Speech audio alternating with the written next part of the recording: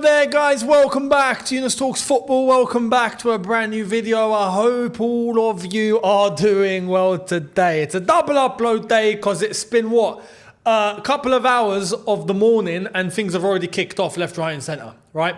And it's currently, what's the time at the moment? It's 12:15 in the UK anyway. 12:15 midday. By 11 a.m, things were kicking off left, right and centre. And I can't believe what I've seen. Yesterday, right, just yesterday, I did put it out there and I said, Chelsea, listen, prove me wrong, right? Are Chelsea about to prove me wrong? Please, oh my God, please give me a reason to get these out again. It's been way too long since I got these out, way too long, right? When was the last time I wore these because, we were flashing it and going, yeah, look at what we got. I mean, Enzo? I think it was Enzo. And we were getting carried away. But this is what I want. And this is now what is looking like is in motion. So hopefully this can make a comeback. Let's get cracking. What has happened this morning? Well, we will drop the updates later on tonight. There will be a second video because I know if I left all this till later, there's going to be a 45-minute video. I'm like, no, let's do this now. And then later on, we'll see what the updates are. But as of right now, David Ornstein. That's how you know it's getting serious, yeah? David Ornstein, despite, and I have to say this, not long ago he said that this is really unlikely because this player doesn't suit Maresca's style of football and Chelsea are not looking. Well, now it looks like we're looking. Here it is. Napoli in ongoing talks with Chelsea to sign Romelu Lukaku, while discussions between Napoli and Chelsea also taking place about move for Victor Osimhen in the opposite direction. Lukaku would be permanent. Osimhen, season-long loan plus a buy option. Listen, and it doesn't stop there. There's further reports saying that if Chelsea qualify for the Champions League, that option will become an obligation. Perfect, yes. If we can get top four and then the option is triggered after a season-long loan where we get to see what Osimhen can do as well, then flipping happy days. This is a win-win for everyone, even for Chelsea.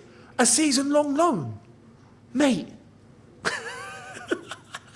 We get Osimhen to play for us on a loan. I mean, this is a no-brainer. It's a no-brainer. Get Lukaku. Lukaku might actually be useful, Lukaku might actually end up becoming quite a big piece to the puzzle here. Unbelievable. Don't tell Napoli that they're... Conte is fantastic. Napoli know what they're doing. If we can pull this off, this would be immense. Absolutely immense. Because even for Chelsea, personally, I don't think so, right? But some people reckon, Osimhen's past it, he's finished, he can't play. Well, great. We'll get to find out on a season-long loan, won't we? It's a win-win. So, listen, I'm all for this, and I will be the first to say, if Chelsea pulled this off, I will be the first to say, Chelsea, fantastic business. Fantastic business. This is what I'm talking about. This is what we want to see. This is the sort of levels we should be going for. Come on. Finally. Now, I say finally, but again, look, this is Chelsea Football Club we've got to talk about. Let's wait until this is over the line before we get carried away. I have to stress that. Because we've been put through so much. So much has gone down. So much has happened. And the levels have plummeted.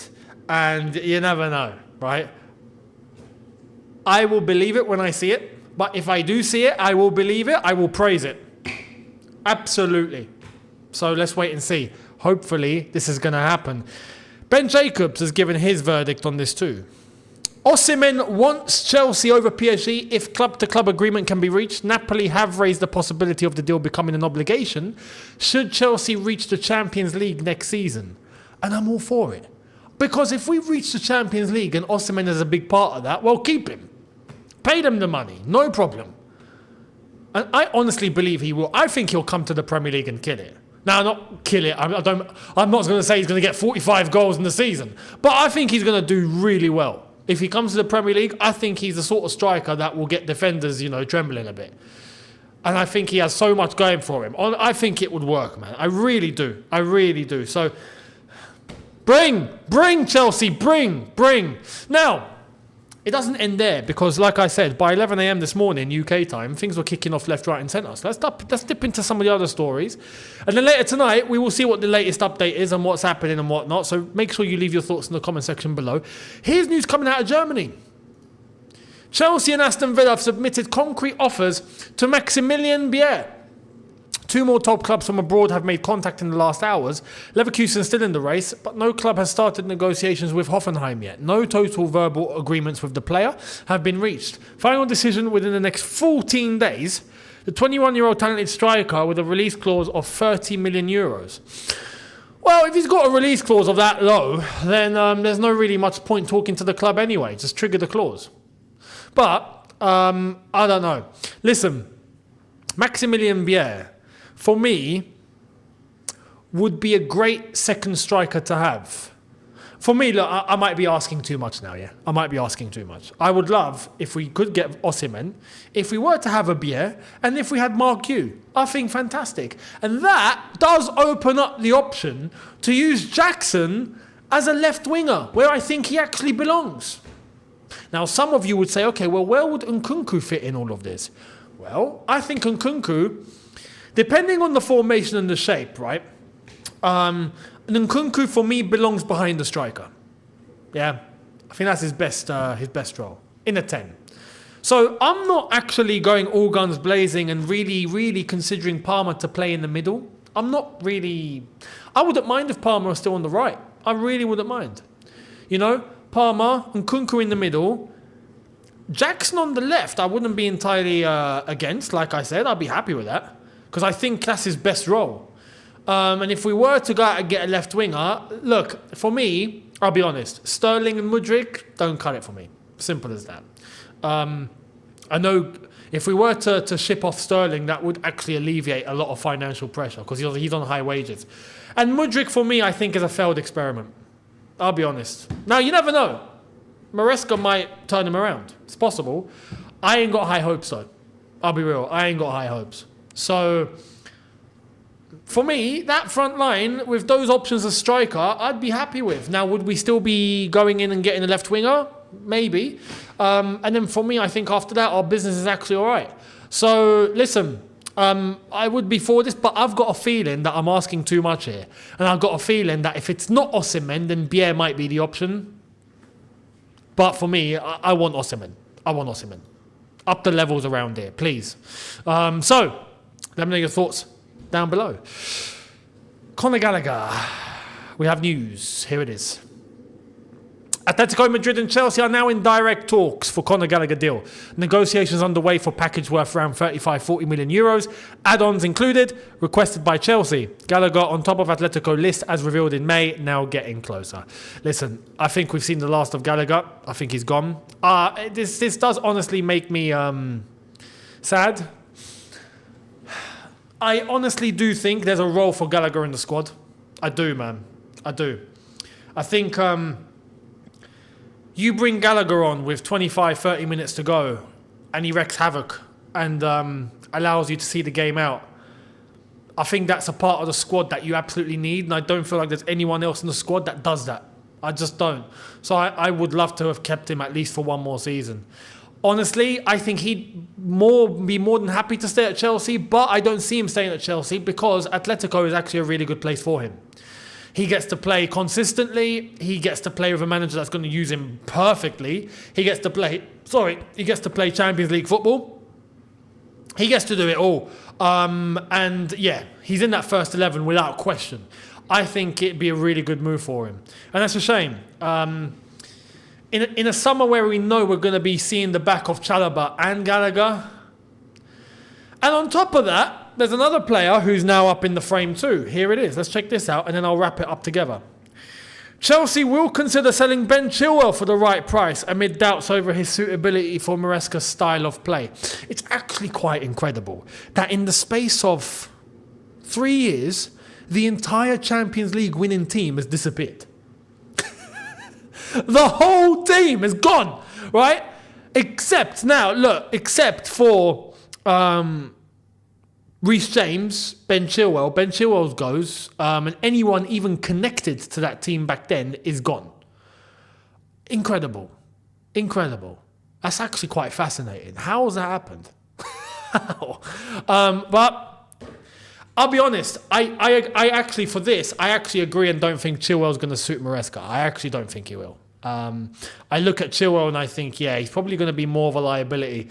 I don't think that the role that's going to be available in that position is going to suit Chilwell whatsoever. I think if we're still playing wing-back football, then yeah, maybe Chilwell is an option.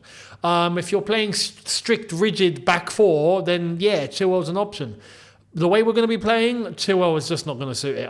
I agree with this. I don't think he will. But this is why I'm so desperate for bringing in players that are going to up the levels, because you start getting rid of seniors and you're left with nothing but kids. And I know Chilwell, like I said, is not going to suit, but that just tells us, what we're lacking. We're lacking the seniority in this squad completely. So, yeah, Reese James will be the last man standing, basically. Unbelievable. But I'd be in favour of this.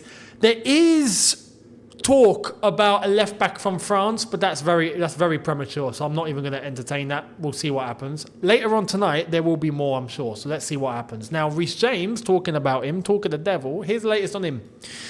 It has been noted in the Chelsea camp how Reese James is carrying himself with a lot more confidence in the leadership position and that his presence and persona to be a leader has grown. That's from Simon Johnson. Listen, it has to. He ain't got a choice. You're captain.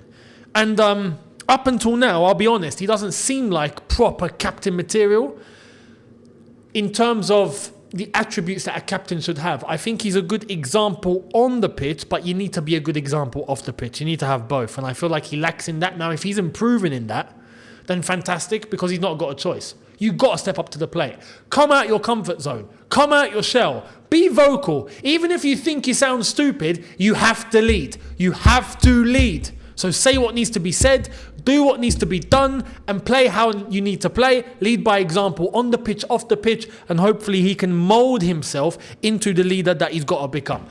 Because you ain't got a choice. You either step up or you step aside. There's no, we'll teach him how to be a leader. Nah, listen, you got to take the initiative. You're a leader, lead. As I said, even if you think that, I might look a little silly here, or you're a little introverted, or do it. Just do it. Just do it. There's no option here. Come out your shell. That's the best way to grow. In anything, by the way. That's advice to everyone. Just come out your shell. Just do it. Whatever happens, happens. So, Reese James, hopefully this is the case. And he is growing into that role. And fingers crossed he can be a big leader. And hopefully all goes guns blazing. Fingers crossed. Now, there will be second video later on, like I mentioned. This was an impromptu one because I didn't think, honestly, that there'd be this much kicking off this early. So this is video number 1. Make sure you are here for video number 2. Hit the subscribe button, notification bell on. As well as that, hit the like button if you've enjoyed this. Don't forget the socials on screen and in the description. Second channel as well, link in the description. Make sure you're subbed over there. And I'll see all of you tonight. Well, we'll see what the latest is later on in regards to all of this. So let the games begin. I'll see all of you tonight. Have a good one, people. See you a lot later. Take care. And peace.